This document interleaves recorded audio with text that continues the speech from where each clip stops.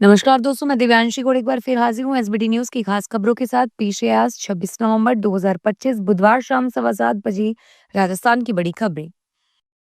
12 ACB की team ने कोटा में बड़ी ट्रैप कार्रवाई को अंजाम दिया। टीम ने तिलम संघ के महाप्रबंधक रमेश चंद्र बैरागी को 30,000 की रिश्वत लेते पकड़ा।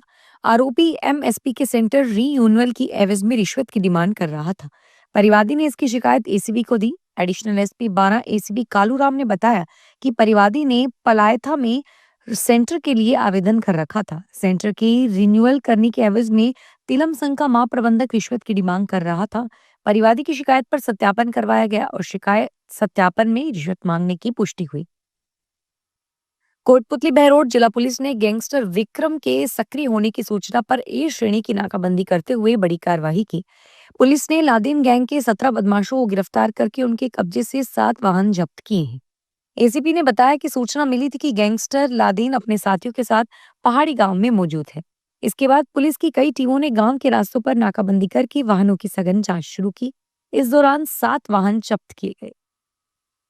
जयपुर में लो फ्लोर चालकों की हड़ताल समाप्त हो गई है। लो फ्लोर बसों के निजी चालक अपनी मांगों को लेकर कार्य बहिष्कार पे थे। पारस कंपनी के साथ वार्ता होने के बाद चालकों ने हड़ताल समाप्त कर दी और अब शहर में पुनः लो फ्लोर बसों का संचालन शुरू हो गया। बता दें कि निजी कंपनी पारस के ड्राइवर वेतन बढ़ाने और मृत कर्मचारी के परिवार को आर्थिक सहायता देने सहित विभिन्न मांगों को लेकर डिपो के बाहर प्रदर्शन कर रहे थे। श्रीगंगानगर के चौहानगर पुलिस ने अबोहर मार्ग पर 2 गाड़ियों में सवार साइबर ठग हलावा लेन देन गिरोह के दबोचने में सफलता हासिल की। पकड़े गए तीनों युवकों के कब्जों से लाखों रुपए की नकदी, गाड़ियां और बैंकों से संबंधित दस्तावेज बरामद हुए।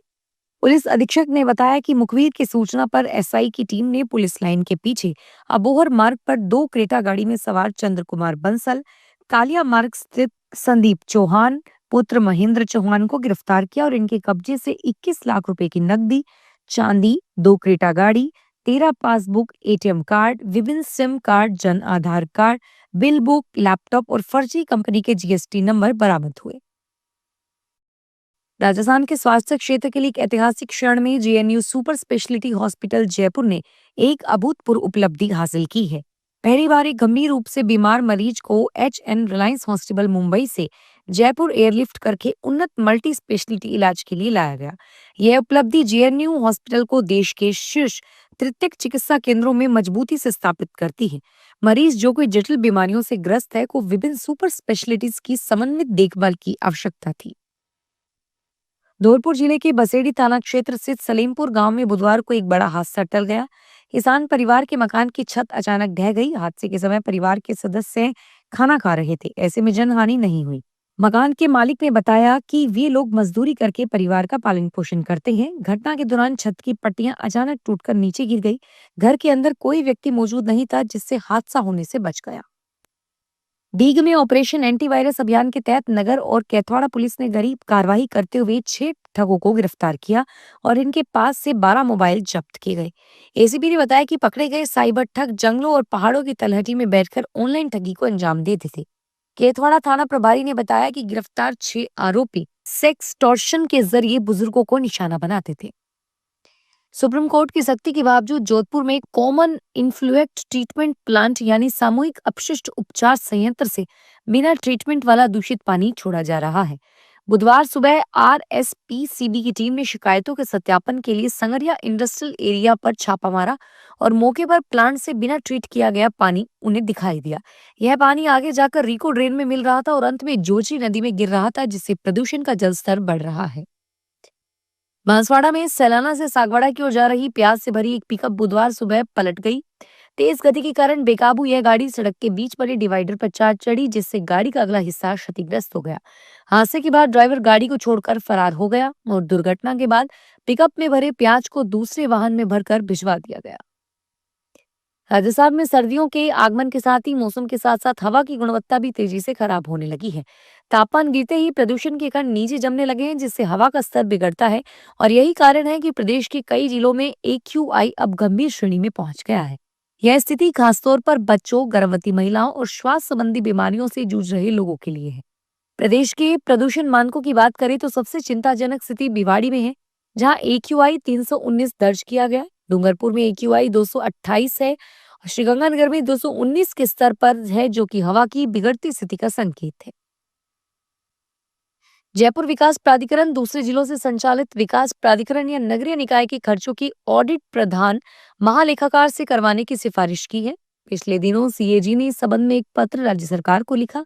सीएजी की तरफ से लिखे गए पत्र में बताया कि ऐसी लोकल बॉडी या अथॉरिटी जो केंद्र सरकार से ग्रांट लेती है, उनकी ऑडिट सीएजी से करवाने का प्रावधान है।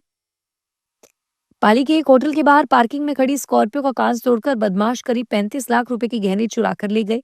घटना के वक्त पति पत्नी होटल पर चाय पी रहे थे। इसी दौरान पीछे से चोर आए और दोनों पति पत्नी शादी समारोह से लौटकर अपने गांव जा रहे थे। घटना को लेकर जालोर जिले के निवासी वीरेंद्र पाल सिंह ने पुलिस में मुकदमा दर्ज करवाया है। जयपुर एयरपोर्ट पर आज बुधवार फ्लाइट संचालन में गड़बड़ी आने से पैसेंजर्स को परेशानी का सामना करना पड़ा। एयरक्राफ्ट की कमी के चलते इंडिगो एयरलाइन ने आखिरी वक्त पर जयपुर से उदयपुर अहमदाबाद जाने वाली 2 फ्लाइट्स रद्द कर दी।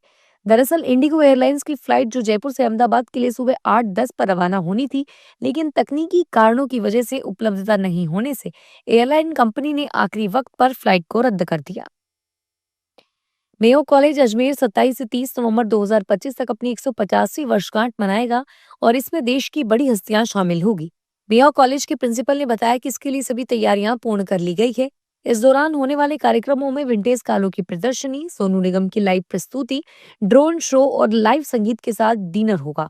बता दें कि मेयो कॉलेज की कहानी 1869 में शुरू हुई थी, जब लेफ्टिनेंट कर्नल ने सबसे पहले राजघरानों के राजकुमारों को शिक्षा देने के लिए एक स्कूल का प्रस्ताव रखा। सीकर में आज विभिन्न कर्मचारी संगठनों ने ज्ञापन दिया और विरोध रैली निकाली। श्रमिक संगठनों के साथ संयुक्त किसान मोर्चा और अन्य कई संगठन भी शामिल हुए। वामपंथी संगठनों के प्रतिनिधियों के साथ श्रमिक संगठनों के पदाधिकारियों ने विरोध रैली निकाली। ढाका भवन से कलेक्ट्रेट तक निकाली रैली में केंद्र सरकार के खिलाफ जमकर नारेबाजी हुई। श्रमिक संगठनों के प्रतिनिधियों ने लेबर कोड का विरोध करते हुए कहा कि केंद्र सरकार ने श्रमिकों की इच्छा के बिना लेबर कोड थोपने का काम किया। फिलहाल इस बुलेटिन में इतना ही और फिर हाजिर होंगे तमाम बड़ी खबरों के साथ। धन्यवाद। क्या आप भी अपने बिजनेस को पहचान दिलाना चाहते हैं? तो अब वक्त आ गया है बिजनेस के स्मार्ट प्रमोशन का। हम बनाते हैं आपके ब्रांड और संस्थान के लिए ऐसी वीडियो और रील ऐप जो लोगों का ध्यान खींचे और लंबे समय तक उन्हें याद रहे और आपके संस्थान को आगे बढ़ाए। क्रिएटिव स्क्रिप्ट से लेकर फाइनल एडिटिंग तक सब कुछ एक ही जगह पर। हम आपके ऐड को पब्लिश करते हैं हमारे चैनल एसबीटी चैनल के इंस्टाग्राम, फेसबुक और यूट्यूब प्लेटफॉर्म पर। आपका बिजनेस पहुंचेगा हमारे चैनल के लाखों फॉलोवर्स तक, ज्यादा रीच, ज्यादा पहचान और ज्यादा ग्रोथ, क्योंकि अब हर संस्था डिजर्व करती है डिजिटल स्पॉटलाइट। तो कांटेक्ट करें नीचे दिए गए नंबर्स पर 9887396567, 9414393284 पर। Thank you so much.